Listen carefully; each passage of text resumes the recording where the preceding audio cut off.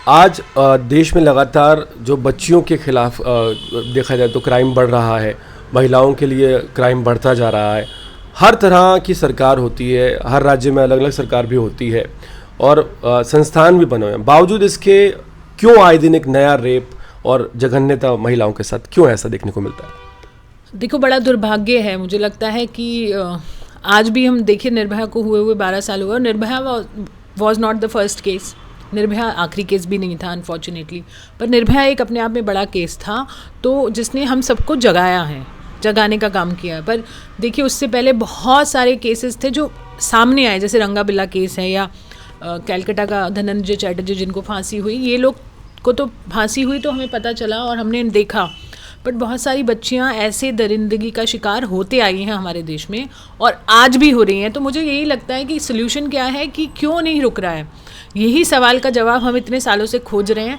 रुकेगा कैसे, आप बताओ? जिस देश में कोई काम ही ना हो इस पर और कोई कानून भी की कोई इम्प्लीमेंटेशन ना हो। कानून तो कड़े आपने कर दिए दिखाने के लिए कि बेटी को बचा लो, बेटी को पढ़ा लो, चलो ठीक है। आपने कानून ले आए कि फांसी का प्रावधान भी आपने दे दिया। फांसी हुई कितनी, आप मुझे बताओ जी। कितनी फांसी हुई है? निर्भया की फांसी दिलाने में हमारी जान निकल गई लिटरली। हमारे साथ क्या क्या नहीं हुआ, आप उनकी माता जी तो ज़्यादा अच्छे से आपको बताएंगी, पर मैं उनके साथ लगातार थी। आप देखिए हमने क्या प्रयत्न किए तब जाके वो फांसी, और उस केस में जिसमें पूरा विश्व हमारे साथ था, उसमें ये हालत थी। 7 साल लग गए। आप बताइए, मतलब ये कोई न्याय है? जी। ये न्याय है।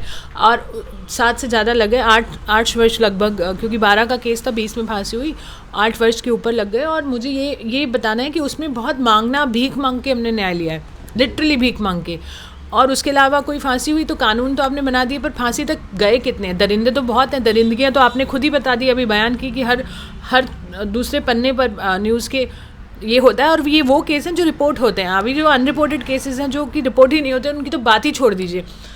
1% केसेस सब कन्विक्शन रेट तक पहुंचते हैं। आपको मैं इसका एक थोड़ा सा डी कोडिंग कर देती हूँ। 90% केसेस रिपोर्ट ही नहीं होते हैं हमारे देश में। 100 में से 90 केसेस बलात्कार के रिपोर्ट ही नहीं होते हैं। ठीक है, अब रही बात 10% की, वो भी मैं बहुत लिबरल से कह रही हूँ कि चलिए 10% रिपोर्टिंग हो गई, मतलब FIR में कन्वर्ट हो गए। FIR से जब वो जुडिशरी में जाते हैं 10 साल 15 साल के बाद कंक्लूजन होता है, उसमें से कन्विक्शन रेट मालूम है आपको कितना है? Less than 27%। तो आप अगर कैलकुलेट करें कि अगर 100 बलात्कारी हैं तो 1 को सज़ा होती है। अब इससे बड़ा दुर्भाग्य क्या है? और आप बोलेंगे क्यों? क्योंकि लूपहोल इतने हैं। पहले तो FIR करने कौन जाएगा? 90% जब घर की चारदीवारी में होंगे तो वो बड़ा एक परिप्रेक्ष्य है कि घर से वो केस बाहर दबा दिया जाता है। मतलब अगर बच्चों के साथ तो बहुत शोषण हो रहा है तो उनको बोला जाता, वो बेचारे तो पहले तो उनको पता ही नहीं उनके साथ हो क्या रहा है। थोड़ा बहुत अगर स्कूलों में थोड़ा बहुत जागृति आई, गुड टच बैड टच करके उन्होंने किसी से बता भी दी अपनी बात, वो बता दी और वो घर में ही दब जाती हैं। महिलाएं भी बलात्कार का शिकार होती हैं अपने रिश्तेदारों द्वारा, या बच्चे भी शिकार होते हैं तो वो घर में दब जाती हैं। चलो ये वो बात बाहर आ गई। आप बताइए कितनी स्ट्रगल है उसको FIR में कन्वर्ट करने में। जी। पुलिस स्टेशन जाते ही आपको एक दोबारा बलात्कार होता है आपका, कोर्ट जाके एक और बार बलात्कार होता है आपका, तो और समाज आपका और बलात्कार करता है। मैं तो ये बात बोल रही हूँ आपको। तो आप देखिए, जो आप पुलिस स्टेशन तक पहुँचे, फिर आप कोर्ट तक पहुँचे, कोर्ट ने एक्विटल दे दिए, कोर्ट ने सबूत मांगे। सबूत तो हर बलात्कार के सबूत तो मिलते नहीं है ना। सबूत इकट्ठा करने का तो मैं आपको बता ही नहीं सकती कितना तमाशा है इस देश में। एक तो लैब्स नहीं है हमारे देश में जो सबूतों को टाइमली कंक्लूड करे। उसके बाद सबूत इकट्ठा करने का तो हमारे माशाल्लाह पुलिस की ट्रेनिंग है ही नहीं, और है तो एटीट्यूड ऐसा है कि सील ही नहीं करते हैं। कितनी जगह हम आपसे भी बात कर रहे थे कि कितनी अपराध की जो सीन है वो सील ही नहीं करते हैं।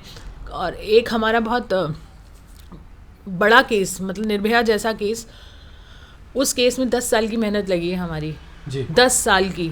उत्तराखंड की निर्भया। जी, मैं जानता हूँ। उसमें जो एक पॉलिटिकल लीडर को भी सस्पेंड किया गया। जी, उस केस में 10 साल के बाद भी आप देखिए कि एक्विटल हो गया, क्योंकि सबूतों के अभाव थे। और लड़कों ने खुद कन्फेस किया, हमने ही उनका बलात्कार किया, हमने ही उनको मारा और मार के यहाँ फेंका। वहाँ से ही पुलिस ने बॉडी रिकवर की। इसी केस में मैं अगर बात करूँ तो जैसे आप लोग एक न्याय दिलवाते हैं, कोर्ट तक पहुँचते हैं और उच्च कोर्ट जो है वो उनको बरी कर देती है। बहुत हुआ ना हमारे साथ। ये देखिए कितना दुर्भाग्य है। उच्च कोर्ट ने बिल्कुल, सर्वोच्च कोर्ट, सुप्रीम कोर्ट ने जब बरी कर दिया, हमने फिर क्यूरेटिव मतलब रिव्यू पिटीशन डाली। हम तो बिल्कुल हताश हो गए। मुझे लगा इतनी मेहनत और इतना ओपन एंड शट केस है वो, ओपन एंड शट केस, जहाँ बलात्कारी खुद कह रहा है कि मैंने ऐसे मारा, ऐसे किया, उसकी बॉडी को ये किया, वो किया, और करके यहाँ फेंक दिया, वहीं से बॉडी रिकवर करी, और उसके बाद भी उसको सज़ा नहीं हुई, छूट गया। 24 घंटे के अंदर अंदर वो बाहर आता है और आकर एक ऑटो वाले का मर्डर कर देता है। आप सोचिए ये हमारा कानून में लूपहोल है, तो कैसे रुकेंगे बलात्कार, आप बताइए। जी देखिए, योगिता जी का भी यही कहना है कि जब लूप होल्स इतने ज़्यादा होंगे, जब अपराधियों को ये संस्थाएं, ये एक्टिविस्ट किसी तरह कानून के द्वार तक ले जाएंगे, कोर्ट के अंदर तक ले जाएंगे, लेकिन फिर लूप होल्स की वजह से अगर वो बच जाते हैं, अब बाहर आकर दोबारा अपराध करते हैं, तो इसमें कौन जिम्मेदार है, ये एक सोचने का विषय है।